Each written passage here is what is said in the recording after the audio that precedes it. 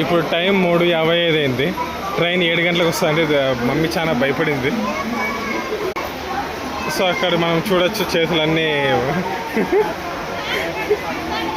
ఊరికి వెళ్ళాక అక్కడ కథలుగా చెప్తారు. ఇప్పుడు చెప్పండి, పొద్దున్నే ఆఫీస్కి వెళ్ళాలి కదా.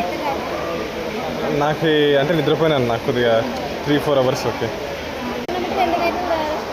అవునా? ఒక నైట్ మేలుకుంటే 2 నైట్లు రెస్ట్ కావాలా? ఇప్పుడు కావాలన్నా అందరికి ఒక చికెన్ బిర్యానీ ఈ టైంలో బాగుంటుంది. ఈ ఛానలా యూట్యూబ్లో చూస్తారా? ఇప్పుడు టీ కావాలన్నా చికెన్ బిర్యానీ కావాలా మీ అందరికి?